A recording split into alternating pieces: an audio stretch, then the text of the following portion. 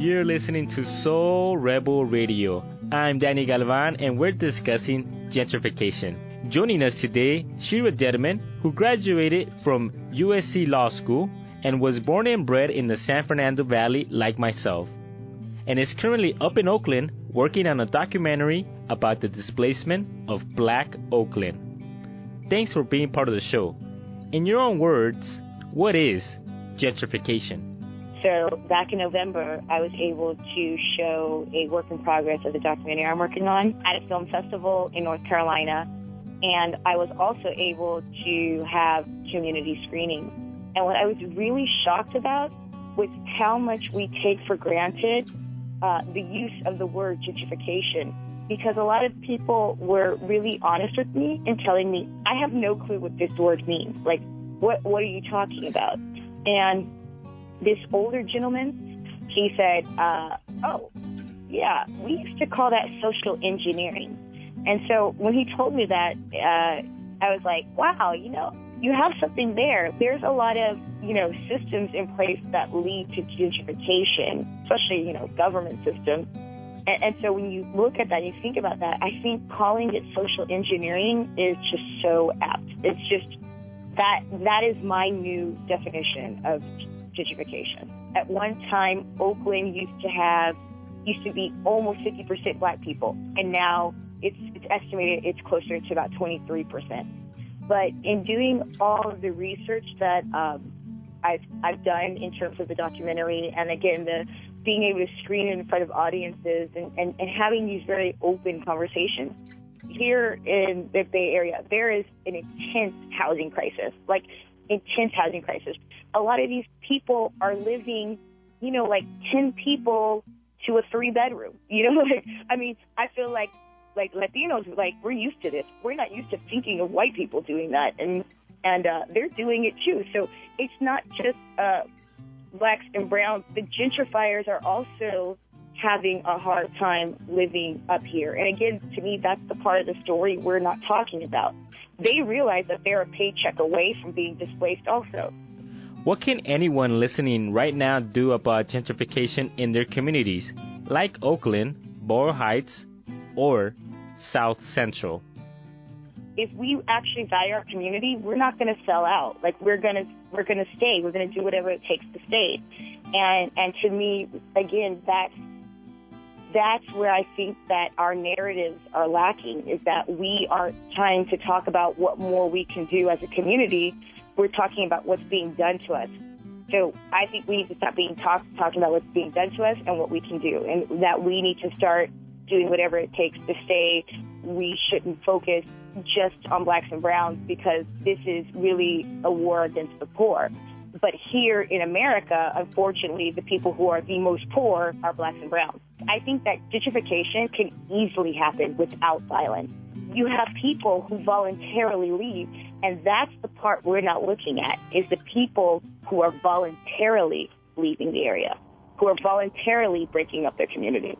Wealth is built upon. Wealth isn't something that really happens overnight. And that's the reason why white people own way more than we do, because they've been building that stuff for hundreds of years. How about this? If you're in Section 8 housing, you have to worry about them hiking up rents, and your Section 8 not covering the rent anymore. And the market's higher than what Section 8 is. Landlords don't want you in there. Then you have to leave and go somewhere else where they accept Section 8. What makes me the most scared about gentrification is when you as a Black or brown person can no longer feel safe in your own area because you have people calling cops on you because they now pretend you have no business in the community you grew up in. And I think that's what we're all afraid of. That's the angle where we are telling people, you can't erase us. All you guys ever try to do is erase us. Now let's listen to a clip from the documentary and speak about what people can expect to see and learn. The loss of homeownership has created a transient community. Remember the shadow inventory? Remember that? That all 3 million houses got to come to the market. Never showed up. It never showed up, right? Well, what they're selling them, as our president likes to say out the back door, as NPL sales, non-performing loan sales. It means that if I announce a bulk sale of $1.4 billion of properties all across the country, the only people who have the wherewithal to buy them are sitting on Wall Street. The same people who made the money on the front end are making the money again on the back end, and the negative impact in our community is there is no inventory, so we need to change the process for bulk sales.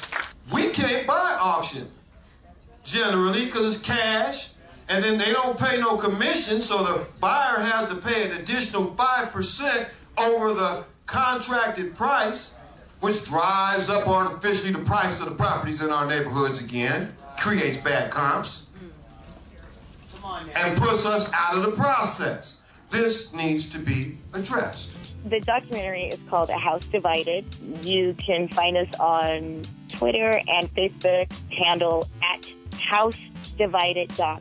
I'm passionate about stories where we start to rewrite the narrative as people of color. What happened in a lot of these cities was our government essentially did not protect us. We need to start putting pressure on our government. We need to mobilize, and we need to keep mobilizing, and we can't give up. We can't just let them disperse us. We have to stay in the struggle.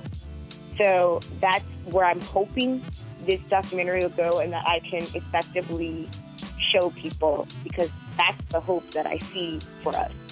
If politicians aren't doing what they're supposed to be doing and protecting you and bringing in jobs and, protecting your housing, we as people need to start putting pressure on them. And if we're putting our hands up and saying, I don't really know what's happening with my local politician, again, we have to take responsibility for that. We've been talking with Shirah Dedman, who currently works at Mukmara, Media Makers of Color Marketing and Distribution Alliance, a distribution collective for independent filmmakers. So, any final thoughts or comments about what we discussed today? I want people to know that it's a complex subject in the sense that there are so many things that lead to us, the vulnerabilities of our communities.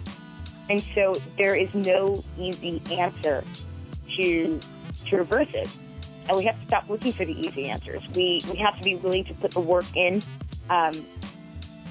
piece by piece. For those of you on Twitter and Facebook, follow House Divided Doc. Special thanks to Dathan Dedman for his song, Soft Skin, which is featured in the documentary A House Divided. This is Danny Galvan for Soul Rebel Radio. Stay tuned next time as we present to you part 2 of Soul Rebel Radio's Art at the Heights of Gentrification, including organizations, artists, and local representatives.